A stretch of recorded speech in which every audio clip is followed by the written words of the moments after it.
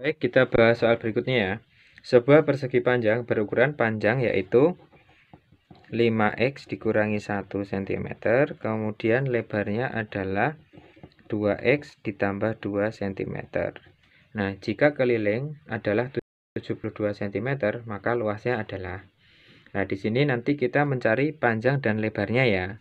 Di mana keliling tadi adalah 72, maka keliling itu adalah panjang ditambah lebar. Nanti dikalikan dengan 2 hasilnya 72. Nah, ini kali ke sana jadi bagi ya, sehingga bisa kita tuliskan nanti panjang ditambah lebarnya menjadi 72 dibagi 2, yaitu 36. Nah, panjang di sini kita gantikan bentuk aljabar ini dan ini ya. Maka panjangnya menjadi 5x dikurangi 1, kemudian ditambah dengan lebarnya 2x ditambah dengan 2, nanti hasilnya 36. Nah, 5x ditambah 2x adalah 7x, kemudian negatif 1 ditambah 2 adalah 1 sama dengan 36. Ini kita kesanakan ya, berarti menjadi 7x sama dengan 36 dikurangi 1, yaitu 35. Maka nilai x-nya adalah 35 dibagi 7, yaitu 5. Nah, dari sini luas itu adalah panjang dikalikan lebar ya. Nah, tadi panjangnya adalah 5x dikurangi 1. Maka di sini x-nya kita gantikan 5. Panjangnya adalah 5 kali 5 kurangi 1. Kemudian nanti dikalikan dengan lebarnya adalah 2 kali 5 ditambah dengan 2. Maka 5 kali 5, 25 dikurangi 1 yaitu 24 cm. Kemudian dikalikan lebarnya 2 kali 5, 10 tambah 2 yaitu 12 cm. Maka luasnya 24 dikalikan dengan 12 yaitu 288 cm pangkat 2. Baik, kita bahas soal berikutnya. Panjang sisi suatu persegi adalah P ditambah 3 cm, kelilingnya tidak lebih dari 36. Nah, berarti di sini keliling dari persegi itu kan 4 kali S ya. Itu tidak lebih dari 36, berarti bisa kita tuliskan kelilingnya kurang dari atau sama dengan 36. Nah, di sini kita bisa mencari S-nya. Berarti S kurang dari atau sama dengan ini dibagi ini ya, yaitu 9. Nah, pertanyaannya adalah luas maksimum. Berarti luas itu tinggal sisi kali sisi. Berarti tinggal 9 kalikan 9, yaitu 81 cm pangkat 2. Nah, soal berikutnya ya. Andi memiliki tali sepanjang 1,5 meter dan Lita memiliki tali sepanjang 50 cm. Perbandingan tali milik Lita dan Andi. Nah, di sini perbandingan berarti bisa kita tuliskan banding antara Lita dan Andi. Nah, di sini jangan sampai salah ya. Lita dulu, berarti Lita adalah 50 cm dibanding dengan Andi 1,5 meter. Nah, di sini satuannya kita lihat ini cm, ini meter. Berarti berbeda ya. Berarti nanti satuannya harus kita samakan. Nah, kita ubah ke cm saja. Berarti si Lita nanti menjadi 50 cm dibanding Andinya adalah 1,5 meter dijadikan cm yaitu 150 cm. Nah, kemudian tinggal kita sederhanain saja. Berarti perbandingannya dibagi 50 ini 1, dibagi 50 ini 3. Oh, berarti perbandingannya 1:3. Oke, kita bahas soal berikutnya. Perbandingan jumlah uang kakak dan adik adalah 8:5. Nah, ini bisa kita tuliskan kakak banding adik itu adalah 8:5. Gitu ya. Nah, jumlah uang mereka berdua adalah 3.900.000. Berarti bisa kita jumlahkan juga perbandingannya. 8 ditambah 5, yaitu 13. Nah, jumlahnya mereka itu adalah 3.900.000 ya. Berarti 13 jadi 3.900.000 itu perlu dikali berapa? Nah, berarti kan sama saja ini dibagi dengan ini ya. Yaitu nanti dikali dengan 300.000. Nah, pertanyaannya adalah milik adik. Adik adalah 5, berarti miliknya adik 5, tinggal kita kalikan dengan 300.000. Berapa? Yaitu 1.500.000. Nah, di soal berikutnya ya. Sebuah mobil dapat menempuh jarak 180 km, berarti 180 km, dengan bahan bakar 15 liter. Jika mobil akan menempuh jarak 450 km, berarti ini jaraknya semakin jauh ya, atau semakin besar ya. Otomatis bensin yang dihabiskan juga semakin banyak atau besar ya.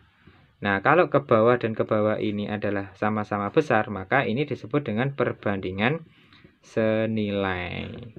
Nah, kalau perbandingan senilai itu bisa kita kerjakan ini ke sini nanti dikali atau dibagi berapa, atau ini ke sana nanti juga bisa dikali atau dibagi berapa. Nah, kita kerjakan ke sana aja ya. Berarti 180 jadi 15 itu dibagi dengan 12. Kalau ini dibagi dengan 12, otomatis ini juga dibagi dengan 12. Maka 450 dibagi dengan 12 yaitu 37,5 liter. Seperti itu. Nah, berikutnya di soal yang ini. Seorang peternak mempunyai persediaan makanan 20 ekor kambing selama 18 hari. Berarti bisa kita tuliskan 20 ekor itu habis selama 18 hari. Kemudian peternak membeli 4 ekor kambing lagi. Kalau membeli 4 lagi berarti ada 24 ekor ya. Nah, di sini 20 menjadi 24 ekor itu kan semakin banyak atau besar ya. Nah, kalau kita cermati 20 ekor makanannya itu selesai atau habis dalam waktu 18 hari. Kalau kambingnya semakin banyak, otomatis harinya semakin cepat ya. Atau nanti ini semakin kecil. Nah, kalau ini besar, ini kecil, berarti ini perbandingan berbalik nilai. Nah, kemudian dapat diselesaikan dengan cara tinggal sisipi per kali. Nah, ini sama ini kita sederhanain, kita bagi dengan 6, yaitu ini 3, ini 4. Kemudian ini kita bagi ini 1, ini 5. Berarti 5 tinggal kalikan 3, yaitu 15 hari. Seperti itu. Baik, kita lanjutkan soal berikutnya. Volume air dalam bak mula-mula 36 liter. Berarti bisa kita tuliskan volume mula-mula ya. Mula-mula yaitu 36 liter.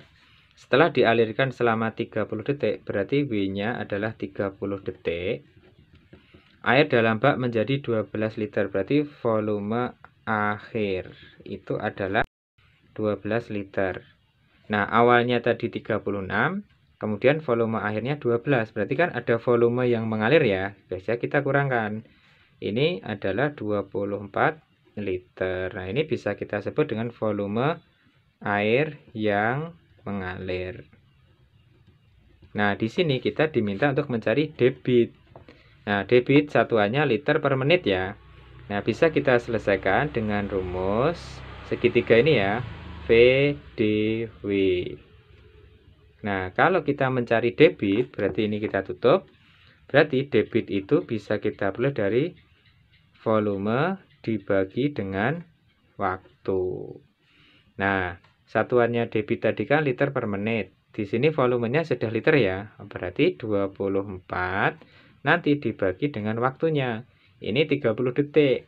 Kita ubah ke menit. Berarti menjadi 30 per 60 ya. Sama saja menjadi 1/2 menit.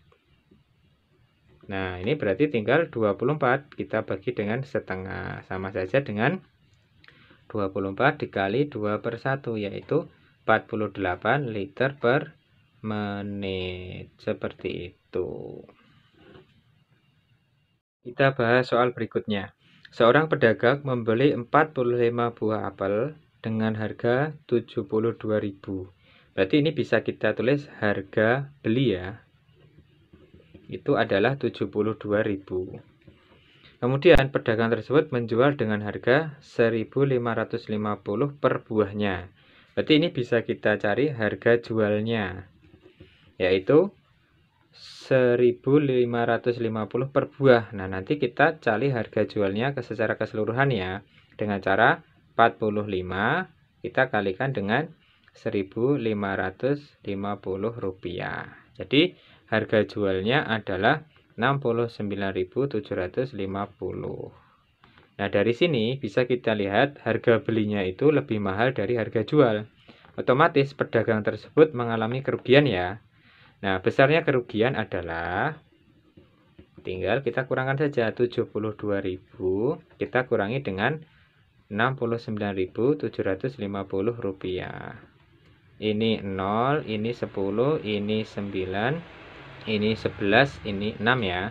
10 kurangi 5, 5, 9 kurangi 7, 2, 11 kurangi 9, 2. Berarti pedagang tersebut mengalami kerugian 2.250 rupiah. Baik, kita bahas soal berikutnya ya.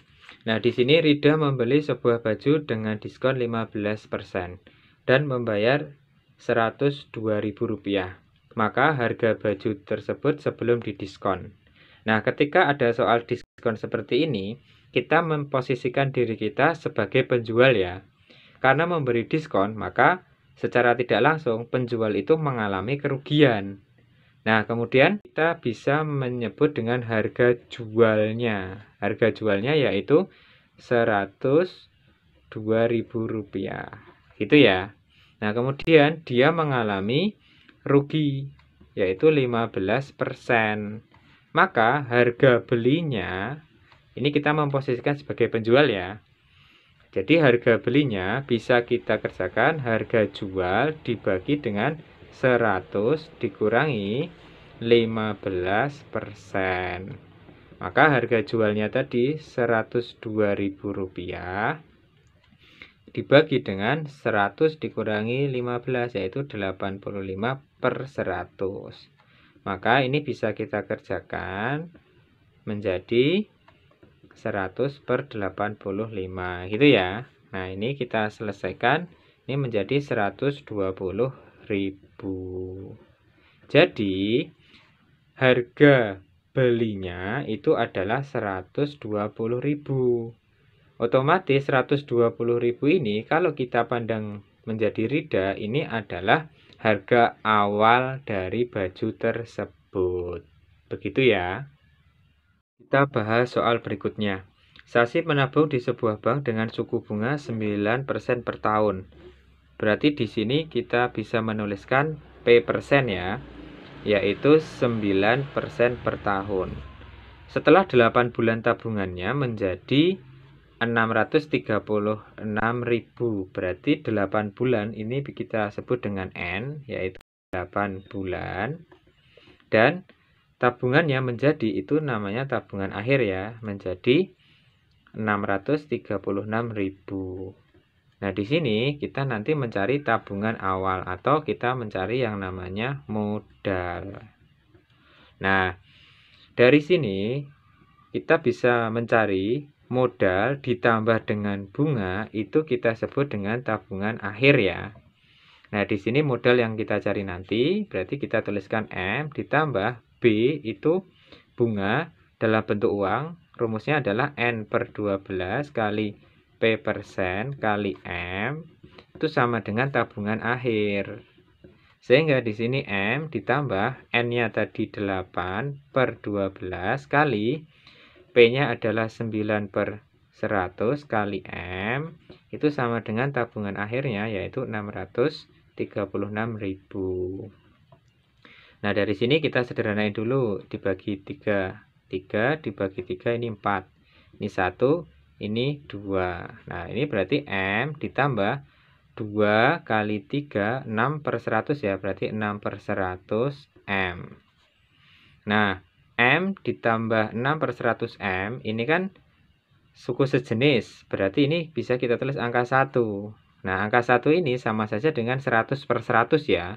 Nah, ini nanti bisa kita sebut dengan 100/100 ditambah 6/100, yaitu 106/100 M sama saja dengan 636.000. Nah, sehingga nanti bisa kita mencari M-nya dengan cara M itu sama saja dengan ini dibagi ini ya. Berarti 636.000 nanti dibagi dengan 106/100. Ini menjadi 636.000 kali 100 per 106. Nah, ini kita sederhanain, ini 1, ini 6 ya. Oh, berarti nanti modalnya tinggal ini kita kalikan, berarti menjadi 6. Nah, jawabannya adalah 600.000. Oke, kita bahas soal berikutnya ya. Jawa mempunyai pinjaman sebesar 600.000 pada sebuah bank dan akan diangsur setiap bulan selama 4 bulan. Jika bunga pinjaman 18% per tahun, maka besar angsuran tiap bulannya adalah. Nah, di sini ketika ada soal angsuran, itu sama saja bunga itu menabung ke kita ya. Artinya yang 600.000 yang dipinjam ini bisa kita sebut dengan modal yang dipinjamkan bank ke kita atau ke Zahwa. Berarti di sini modalnya adalah 600.000. Kemudian diangsur selama 4 bulan, berarti lamanya adalah 4 bulan. Dan besar bunganya yaitu adalah 18% per tahun. Pertanyaannya adalah angsuran tiap bulannya. Nah, angsuran tiap bulannya itu nanti bisa kita cari dari total angsuran yang harus dibayarkan ya. Nah, total angsuran yang harus dibayarkan itu sama saja menjadi tabungan akhirnya miliknya bank. Di mana tabungan akhir itu modal ditambah dengan bunga. Itu ya. Nah, modalnya adalah 600.000 ditambah bunga, itu rumusnya N per 12 kali P persen kali M. Nah, berarti ini 600.000 ditambah dengan tadi lama pinjamnya 4 per 12, besarnya bunga 18 per 100 kali 600.000. Nah, dari sini kita sederhanain ya, ini. Kemudian ini 1, ini 2, ini 1, ini 2. Nah, 2 kali 18, 36, tinggal dikalikan ini, berarti 36.000 ya. Nah, berarti tabungan akhir miliknya bank nanti menjadi 600.000 ditambah 36 bunganya. Jadi otomatis tabungan akhirnya miliknya bank itu adalah 636.000. Atau besarnya angsuran yang harus dibayarkan oleh Zahwa adalah 636.000. Nah, pertanyaannya adalah angsuran tiap bulan. Berarti bisa kita tuliskan angsuran tiap bulan itu adalah total yang harus diangsur, yaitu 636.000. Kita bagi dengan lamanya pinjam, yaitu 4 bulan. Maka ini kita bagi dengan ini, itu jawabannya adalah 159.000. Nah, di soal berikutnya, ayah mendapat gaji 3 juta ya. Nah, ini bisa kita tuliskan gajinya itu 3 juta. Kemudian penghasilan tidak kena pajak 400.000, berarti penghasilan tidak kena pajak itu adalah 400.000. Otomatis dari sini ayah nanti ada yang kena pajak ya. Nah, nanti bisa kita sebut penghasilan kena pajak 3 juta, tadi gajinya ayah, dikurangi dengan yang tidak kena pajak ya, kurangi 400.000. Nah, dari sini jadi yang kena pajak nanti adalah 2.600.000. Nah, kemudian pajaknya adalah 10%. Nah, maka besarnya pajak yang harus dibayarkan oleh ayah yaitu 10 per 100 kali hasil yang kena pajak tadi ya, 2.600.000. Nah, maka ini bisa disederhanain, maka pajaknya adalah 26.000. Jadi pajaknya adalah 260.000 gitu ya. Nah, pertanyaannya adalah gaji yang diterima ayah, berarti gajinya yaitu pendapatannya tadi 3 juta, tinggal kita kurangi dengan 260.000. Gitu ya. Berarti gajinya yang diperoleh ayah adalah 2.740.000.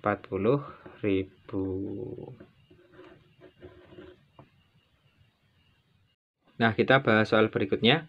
Salwa membeli 4 buah kotak mangga dengan harga 190.000 tiap kotak. Setiap kotak memiliki brutonya adalah 20 kilo. Berarti kita tulis bruto ya. Itu 20 kg. Kemudian taranya atau wadahnya itu 5%. Nah, dari sini pasti kita mencari neto ya, atau berat bersihnya.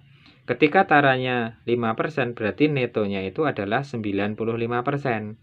Berarti kalau kita cari berapa kilonya, tinggal 95 per 100 kali 20, gitu ya. Nah, ini bisa kita sederhanain, ini 1, ini 5. Berarti 95 dibagi 5, yaitu 19 kilogram. Nah, berarti dalam setiap kotak, itu nanti netonya itu 19 kilogram. Nah, kemudian pedagang tersebut menghendaki untung, yaitu 25% ya. Untungnya adalah 25%. Harga penjualan mangga tiap kilonya.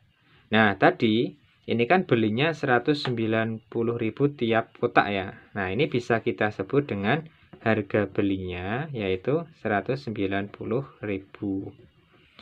Nah, dia pengennya untung, berarti harga jualnya itu lebih dari ini ya. Berarti bisa kita tuliskan rumusnya adalah harga beli nanti dikali dengan, karena dia untung, 100 per 25%, gitu ya. Nah, berarti di sini harga belinya 190.000 dikali ini ditambahkan 125 per 100. Sederhanain saja.